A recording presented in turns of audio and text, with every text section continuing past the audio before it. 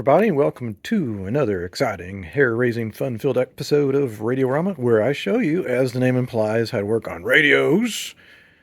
And today we have a 1940 RCA Model V-102 radio slash record player. It's got his master's voice logo up here, and it's interesting because I'm not sure what the relationship, if there was any, between RCA and his master's voice in the UK, but they used the same dog listening to the cone. So maybe some of you British guys can fill me in on that. It has this sticker that I see on a lot of pre-war sets, and when I say pre-war, before the US entered the war. So before 1941. And you'll see this where it'll say designed for use with television and frequency modulation, or FM attachments. And that was because at this time period, both FM and television, per the industry, was surely going to be released to the public any day now. Television was already out there, FM was already out there, but it was in small quantities. FM had actually been invented in the 30s by Edwin Howard Armstrong, and there was a kind of a fight between David Sarnoff, who was the president, CEO of RCA, and David Sarnoff, the inventor of FM, as to whether or not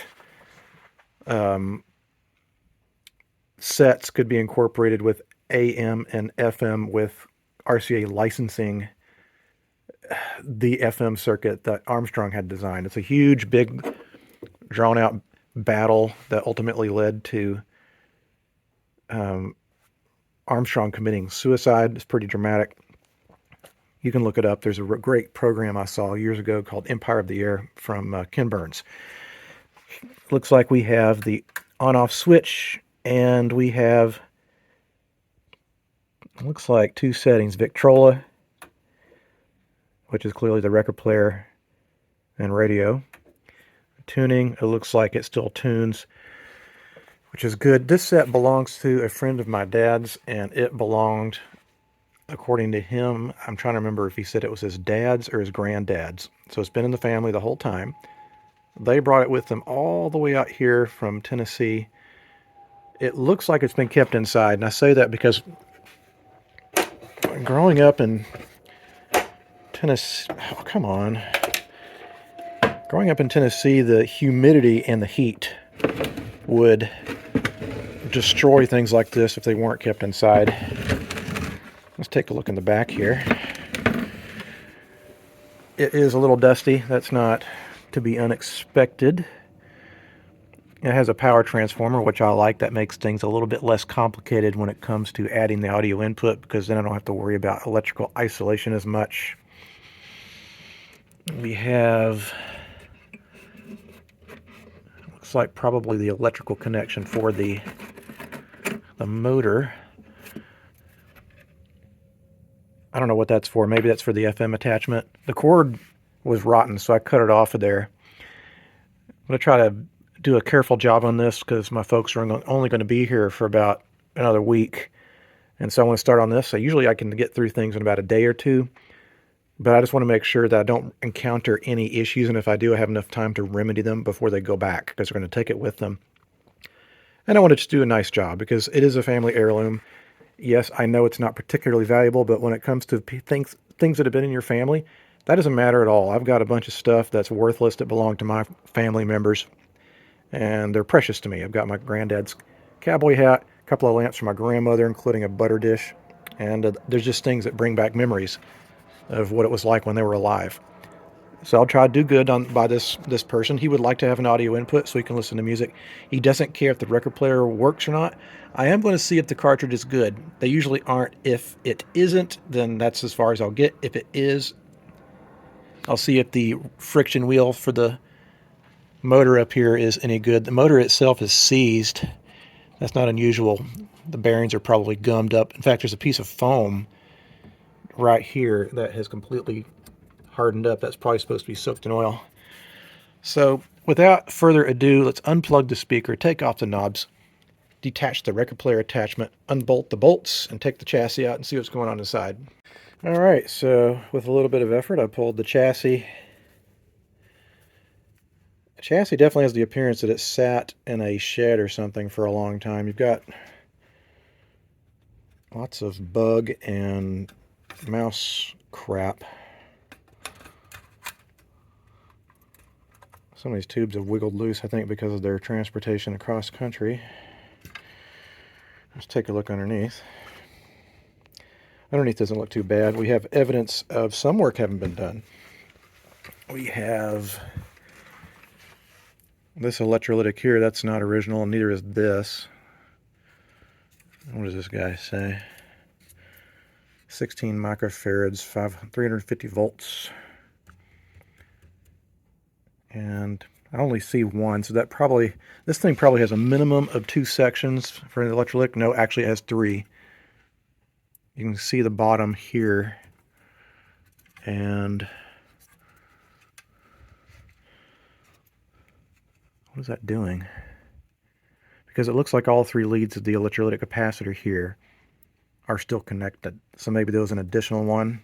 Maybe it's a bias, especially if it's going to the output tube. Let's see, what is that going to? Yeah, it's going to a 6F6. What are you? 5Y3 rectifier. Now, something I'm curious about, if we've got a 6K6 and a 6F6, I'm going to guess that probably this had 2 6F6s. 6K6s sometimes can be substituted, but I'm going to put a 6F6 in there anyway because that's the right thing to do. Let's see, and the electrolytic capacitor, we have a 20, a 10, and a 15 microfarad capacitor in there. The first thing I'm going to do is this thing is filthy. I'm going to take it outside and clean it up because I don't like working on filthy chassis. It's kind of like the same as how some car guys don't like working on nasty, greasy engines. It's obviously going to have a power cord installed, so I got a new old stock. Well, it's not new. Anytime that I see appliances or stuff like that sitting on the side of the road, cut the cords off. It's cheaper than going to the grocery store. Let's see, how are these guys behaving? They are stuck. You can tell they've not been moved in a long time by the cleanliness compared to the dirtiness here. That's going to require a lot of cleaning and lubrication to bring those back. Yeah, this definitely looks like a Tennessee radio. This is what things would look like when they were put in storage. So it's interesting to see this again. It's probably littered with bug carcasses that are not native to California, so don't worry, it's not going to do any damage to the crops. Okay, I cleaned up the chassis a little bit. It really isn't that bad. There's not really any rust per se. I did go ahead and clean these guys up. They're still sticking a little bit. Not nearly as bad as they were. I don't know if I can put this on its back. I think I can. It's missing a nut here, or a bolt going through that to make it more stable. I'd like to do that. That'd make it a lot easier to work on. I don't know. Maybe I'll put it on its side. I don't want to damage any of that stuff. And probably put it on this side would be more better. So we know what the values are of the 3 electrolytic capacitors that are, as aforementioned here. It's a little tight. I think I'm going to make some room by going ahead and replacing a few of these paper caps. And RCA tends to mark this era of cap with simple numbering. So we have, let's see what this one says. 0.01, 500 volts. Of course, we can see what this one is. 0.005, 0.05, 400 volts. This is 16 microfarads. So I'm going to start replacing some of these guys. The other thing I like about this set is that most of the wiring in it is rubber. Not rubber, opposite of that. Cloth covered. This stuff doesn't crumble away. Unlike this kind of wiring, there's only a couple of wires in it like that. And they don't look to be really hauling that much current, unlike some of the others, which are like the B+ rail and the filament string. The underside of the transformer looks pretty good. I don't see any tar oozing out of it, meaning it's had kind of a nice, easy life. Hasn't been overheated. Let's see if the controls still click on and off. That's good. So without further ado, let's start replacing capacitors. Oh yeah, the other thing too, I pulled the speaker. It's got a hole in it. It doesn't seem like it's rubbing. Probably someone stuck their finger or a pencil through it, which happens. But let's go ahead and replace some capacitors and see if we can bring it up and see if it actually works. Alright, so I have all the electrolytics replaced and probably about half of the paper caps. So I think now it's time to put a new cord on it, because this cord is turned into not rubber anymore. It's solidified. Then I'll clean up the volume pot, and then we'll bring it up on the Variac and see if it has any life. Alright, well, let's go ahead and fire it up. I did put a new pilot lamp in it and switch out the 6K6 tube, because the pilot lamp looked pretty roasted. Plus, you might as well get a new one anyway, in case he's going to use it for any length of time. You know, it'd also probably help if I plugged the cord in to the wall. Alright. Turn it on and bring it up about 50%. Uh-oh, I'm not seeing any filament. I'm not seeing any pilot light at all. That's not a good sign. Please don't be difficult. Alright, we'll bring it up a little bit more. Maybe it's just a bad connection for the pilot light. Let me turn this off so I can see if there's any filaments.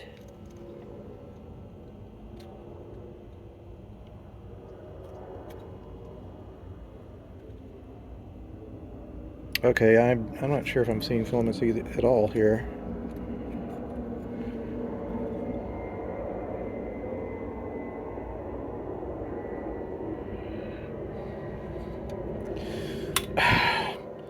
I'm an idiot. The radio is off. Right, let me start all over again. Try that again. Let's bring it up about 50%. I'm still not seeing any pilot light. And I'm not seeing any filaments either. Where am I? Yep, there's filament. Oh, I can work on the pilot light. That's not a biggie.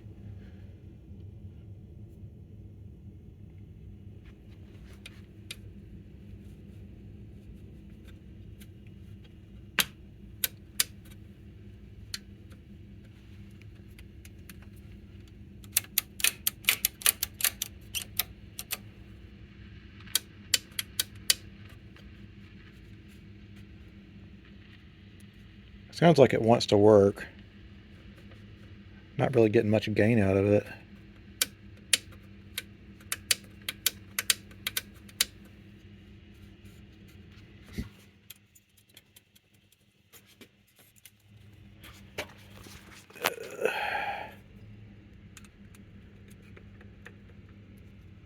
I don't see any filament on that one tube there. Got filament on rectifier and output tubes, but that guy is not doing anything at all, so let me stick a new one in. Okay, that tube was bad, and the pilot light's just got a, I need to clean that socket. It just, again, it's really bizarre, and yes, we're speculating, but we wouldn't have to speculate if they would speak. Long Teeman with the rebound off the misfire.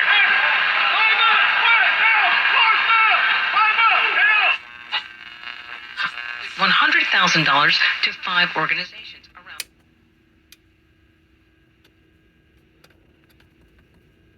Yeah, I got some bad contact problems. Jesus. Holiday that starts on December 20th was created in 1966.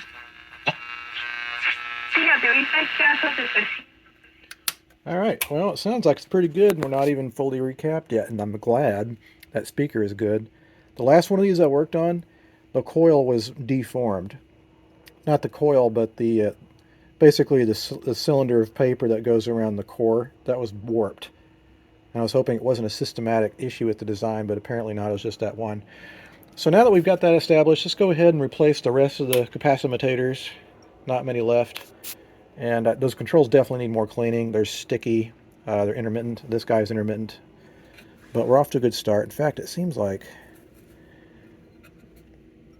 that's not pushed on there all the way. That's probably why it wasn't working right. All right, so the recap job is done. Everything has been neatly put away and soldered together. And what I'm going to go ahead and do, because it needs to be done anyway, is run the audio input through. Looks like it goes down to this lug here, which is fine. So our positive of our incoming audio cable will go there. And the negative is going to go to chassis ground. I don't think I'm going to even bother with this because I think the record player is probably hosed after seeing what I saw underneath with all the corrosion underneath the playback head or the cartridge or whatever you call it. So I'm just going to go for broke and install the audio input. And then that way the person who owns this can use it to play whatever they want, whether it's through an iPhone or MP3 player, whatever. All right. Audio input works fine. What I've done is I've tied my right and left channels together, and those run through a pair of 33 ohm resistors so we can get true mono. And this cord comes through a hole in the back that I've put a grommet in. It's pretty ironic. So the set came from Tennessee, in an area that I grew up in, and right now we're playing a radio station from the exact same place this radio came from, except I'm in California, and I'm playing it through my phone on a tune-in app. All right. Well, electrically the set is done, and I was going to go in and do my husbandly duties, but apparently my wife is preparing dinner for a bunch of people coming over, and I asked if I could help. She said, nope, I got it. So I'm going to work on the radio a little bit more, and I think what I'm going to do now is turn my attention to the cabinet. The cabinet's already in pretty good shape, but I'm going to do the usual that I do with these guys, which is clean it, go over it with a couple of furniture products, and go from there. We'll see. Okay, I'm going to start off with the product I always start out with these guys, which is a product called Old English. Been around for a million years. I'm a little bit nervous doing this because the owner of this is a very fine woodworker. My woodworking skills are pretty much non-existent. So I'm going to try to make this wood finish look as good as I can. But what this stuff does, I don't know what's in it. I'm not a chemist. But it goes in and soaks up into all that dried out old finish. I think it's got some various reflowing agents. Maybe some stain. I don't know. I've used it for years. You want to put it on real liberally and let it sit for a while. We're going to go over the whole thing with this stuff and probably let that sit for a little bit. Meanwhile, I did patch the speaker. It had a couple of chunks broken out of it, and so you want to use a material that's not going to ever harden up. So I use silicone on that. So we're going to go over the whole set with this stuff. I know it's not very good lighting in here. Sorry, it gets dark early. And then we'll let it sit for maybe about 10-15 minutes. All right, well, that turned out pretty good. Had a little chance to soak in. Now I'm going to wax the surface. This will bring back a lot of its original luster, because these things were pretty glossy when they came out of the factory. So I discovered this thing. It's a Ryobi buffer wheel. I was using a much bigger buffer wheel, but getting it out was a pain. And this actually is much better. I can get into more detail. And I'm going to use a old-fashioned car wax. I'll basically, just very basically cut that finish just a little bit and bring back some of that luster. I used to do it by hand, but it just killed my hands. As in I felt like maybe I was starting to get some tendinitis in my hands. So doing it with a tool, much easier. Okay, if that is after pass one, you can see there's already kind of a marked difference in the appearance of the sheen. So I'm going to probably do this 2 or 3 more times just to make sure we get it as slick as possible. Then I believe the cabinet will be good. I even got underneath here. That's looking pretty good. All right. Whoops, sorry for knocking the phone. We will continue with the buffing. Okay, so we've got the case looking pretty good now. Even polished the knobs. I know the lighting's terrible in here. I'm sorry, guys. The last thing I'm going to do is oil the tuning capacitor and all the other stuffs. They have pulleys and things that move. So there's a bearing up front here. I use a product called Zoom Spout oil. Get in the front and the back. And then in order to not, well, also we have this pulley here. You don't want to put much on it, just a skosh. There's probably one over here too. Yep, there is. And then we'll want to get the main bearing for the tuning condenser. I don't want to get it in front of that cord. Let's put a little wad there and it'll work its way in through capillary action through that shaft. Yep, that's already moving a lot easier. It's also nice to put a little bit on the volume control. Just makes it feel nicer, like it just works the controls so much nicer. Feels better. All right. I think the last thing I'm going to do is wipe off the dust bunnies from the tuning condenser. Well, the back of the tuning indicator plate. It's just black, or brown rather. All right, I go the other way.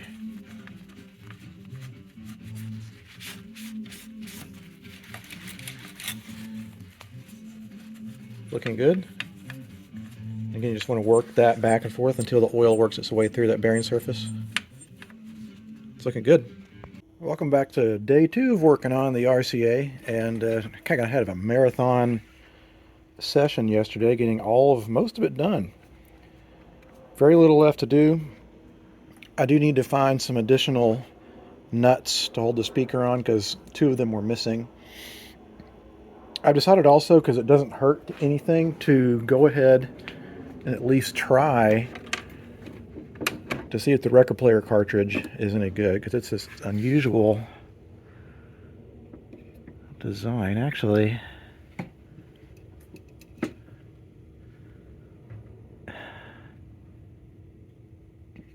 appears a bunch of wiring's been disconnected from it. It's been taken completely out of circuit.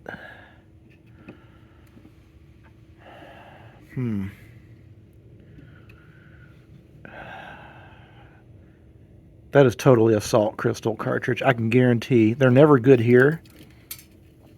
They certainly wouldn't be good in Tennessee. The humidity, in fact, there's crap crumbling out of the bottom of it. Never mind on that regard. I think it's time to start doing some reassembling and make sure it still works. I polished the knobs last night too. And I took the brass escutcheon off here. It's a lot easier to take that off when you want to get the chassis back in with the buttons pushing through. Yeah, that guy's completely frozen. All right, so let me find the correct nuts, and then we'll start doing some reassembling. All right, so she is done.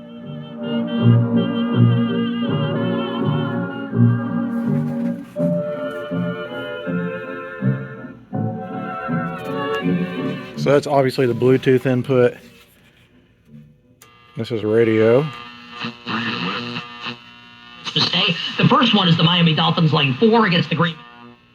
Yes, this is Victor Zaragoza from KCBS Radio. Spread joy, not germs. As soon as you feel symptoms, test it, treat it, you can beat it. Like the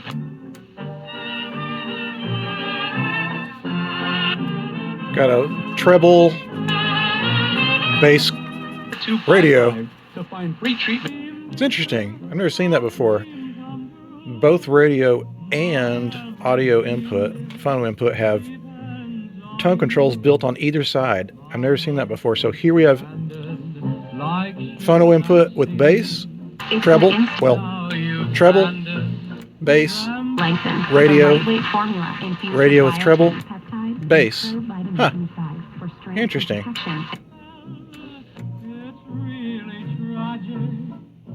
Anyway, what I'm going to do is, because I know this has got to go all the way back across country again, and I want to make sure this is going to be reliable, so I'm going to let it, it's actually not going to be leaving for another week. So I'm going to have it playing periodically in the background for about a week when I come out here and work on other sets, just to make sure that we're all good here, nothing's going to break down thermally or anything. I think we'll be okay, though. It seems like it's pretty healthy and happy. And I sure hope that this makes the owner happy as well. If he's watching, thanks for letting me have the opportunity to work on a piece of your family's history. Hope you enjoy it for many years. All right, guys, thanks so much for watching. And until the next time that a radio or some other object comes across my workbench, I'll see you guys next time. Adios.